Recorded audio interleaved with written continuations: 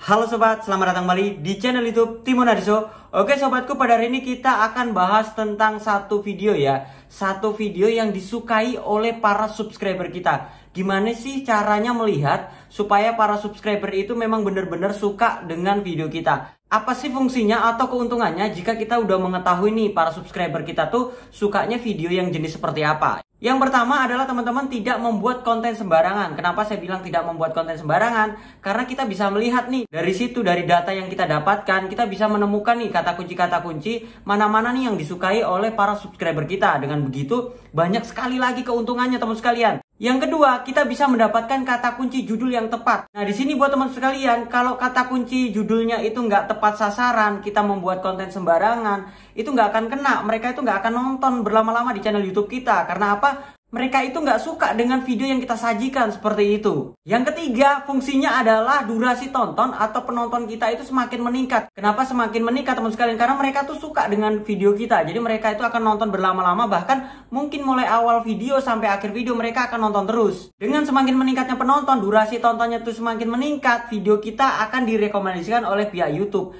Kalau sudah direkomendasikan, video kita bisa meledak. Bukan hanya satu video, semua video pun bisa meledak. Nah, tapi kalau kita mengabaikan dari ini teman sekalian, kita mengabaikan dari video-video yang disukai oleh para subscriber kita, maka channel kita bisa ambruk. Bisa ambruk dalam artian begini, mereka yang sudah melakukan sub, mereka akan meninggalkan channel YouTube kita. Yang kedua, mereka tidak akan menonton berlama-lama. Kalau sudah nontonnya itu nggak berlama-lama, sistem rekomendasi YouTube itu tidak akan bekerja. Oke, langsung aja kita cek, kita lihat terlebih dahulu gimana sih cara ngeceknya para subscriber kita tuh suka dengan video-video yang seperti apa. Oke, kita langsung cek ke YouTube Studionya. Oke, tahap pertama teman sekalian silakan masuk ke Play Store. Teman-teman sekalian ketikkan kata kunci adalah YouTube Studio. Jadi kita menggunakan aplikasi ini ya, kita menggunakan handphone. Jadi supaya mempermudahkan kita pada saat kita ngecek-ngecek untuk di YouTube Studionya. Nah, jika sudah masuk ke YouTube Studionya, teman-teman sekalian, di sini kan ada menu-menu nih. Di sini ada menu-menu dashboard, konten, analitik, dan komentar dan playlist. Kita klik yang bagian analitik ya teman sekalian di sini. Nah, habis itu kita klik di bagian konten. Di sini kan ada pilihan ringkasan, konten, penonton, dan pendapatan. Kita klik di bagian konten yang ini. Nah, di sini kan ada cara menonton menemukan video kita itu melalui penelusuran YouTube, fitur jelajah, rekomendasi. Yang bagus adalah teman sekalian yaitu penelusuran YouTube ataupun rekomendasi ya. Fitur jelajah juga bagus. Yang penting kalau fitur YouTube lainnya ini ya di bawah lah, karena fitur YouTube lainnya ini biasanya karena efek dari kita promosi. Nah, kita bisa lihat di sini teman sekalian, momen penting untuk retensi penonton. Nah, kita bisa lihat dari sini teman sekalian, di sini adalah video-video yang disukai oleh penonton kita. Salah satu contoh di sini ada momen terbaik, ada lonjakan, ada penurunan.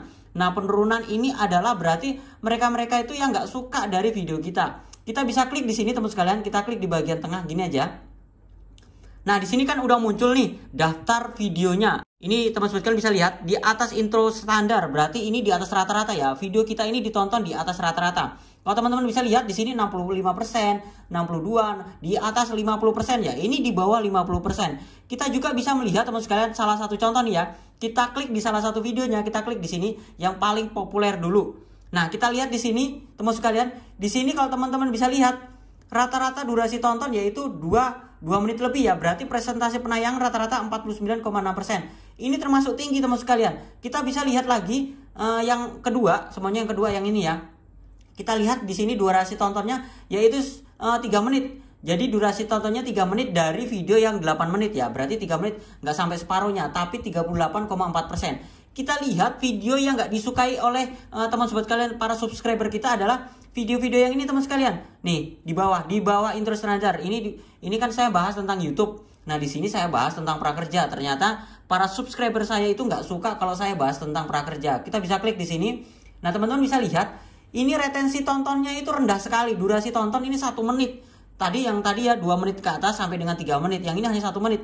Bahkan persentase penayangan itu hanya 17%. Tadi kan sampai 50% ke atas ya. 46% kalau nggak salah, hampir 50%. Teman-teman bisa lihat 17% itu termasuk rendah sekali. Nah, dari sini video kita tuh susah sekali untuk direkomendasikan pihak YouTube. Teman-teman bisa lihat juga di sini ada momen terbaik. Momen terbaik ini ya, daftar video-video kita yang ditonton lebih panjang dari biasanya. Contohnya terbongkar yang ini. Ini video ini lebih panjang ditonton dari video-video lainnya. Teman-teman bisa lihat di sini durasi tontonnya itu adalah hampir 4 menit ya, 3,47 detik ya. Di sini hampir 4 menit. persentase penayangan adalah 38%, hampir dengan 40%. Jadi tuh mereka tuh suka dari video saya yang ini, yang bahas tentang YouTube. Jadi dari data ini teman sekalian bisa lihat mana nih yang disukai para subscriber kita. Jadi teman sekalian jangan membuat konten sembarangan. Nah, teman-teman sekalian juga untuk menemukan kata kunci yang baru yang disukai oleh penonton kita dengan cara seperti ini. Teman sekalian silahkan klik di bagian konten. Tadi kan di analitik ya.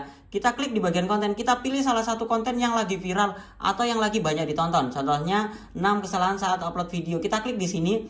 Nah, teman sekalian bisa lihat dari analitik di sini. Kita bisa menemukan kata kunci baru ya. Kita klik di sini di bagian buka analitis video.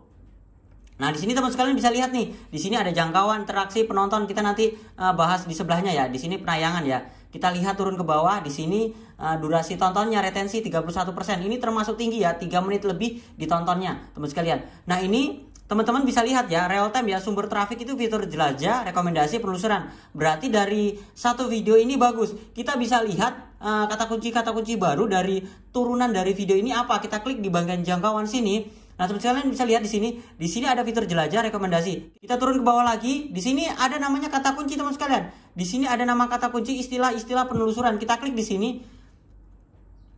Nah, di sini buat teman sekalian, ini kata kunci yang teman sekalian bisa gunakan. Contohnya tadi kata kunci judul kesalahan para YouTuber ya. Tetapi di sini ada kata kunci baru yaitu cara upload video YouTube. Cara upload video YouTube biar banyak penonton. Habis itu cara mengupload video ke YouTube.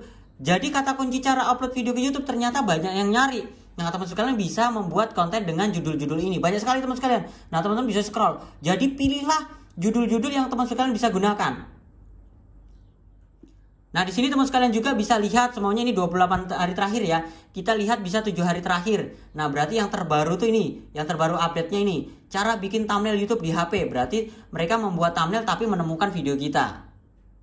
Oke sobatku, udah cukup jelas ya dari data-data yang kita lihat tadi, dari data-data YouTube Studio kita bisa melihat nih dari retensi atau durasi tontonnya itu mana yang paling disukai. Itu sangat tinggi sekali, bahkan lebih daripada 50%. Kalau mereka nggak suka itu biasanya di bawah 20%. Itu mereka tuh bisa-bisa ada yang hanya nonton intronya, mereka udah bosen, mereka langsung meninggalkan channel YouTube kita. Nah, buat teman sekalian yang suka menggunakan intro panjang-panjang, hapus aja intronya. Karena apa?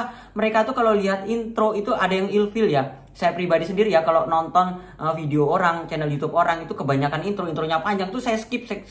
Saya lanjutkan berikutnya seperti itu. Nah, kalau mereka itu masih nonton di video kita itu masih aman teman sekalian. Tapi kalau mereka menutup video kita dan bahkan intronya pun belum selesai. Intro kan biasanya 10 detik, 20 detik seperti itu ya. Intronya aja belum selesai tapi mereka udah tutup. Itu akan merusak retensi atau durasi tonton video YouTube kita. Jadi buat teman sekalian yang intronya kepanjangan, hapus aja. Kalau ada yang pendek untuk memberikan ciri khas tertentu terhadap channel YouTube kita, ya nggak apa-apa pakai intro. Seperti channel YouTube saya ini nggak pakai intro. Tapi untuk pembukaan, pertengahan, dan akhir saya sajikan sesuai dengan yang teman-teman sekalian perlukan. Contohnya nih, teman-teman perlu tentang tutorial A gitu ya. Saya nggak membuat konten yang terlalu panjang yang aneh-aneh seperti itu. Jadi langsung aja pada saat pertama kita tag pertama membuat sebuah video ya, langsung aja ke sasarannya. Jadi mereka itu akan nonton dengan sendirinya yaitu 2 sampai dengan 3 menit pertama. Kalau mereka itu udah nonton full 2-3 menit pertama, yang 4 menit berikutnya mereka nggak nonton, nggak apa-apa. Sistem rekomendasi akan bekerja. Bahkan video kita kalau bersaing di search engine YouTube itu bisa menang teman sekalian.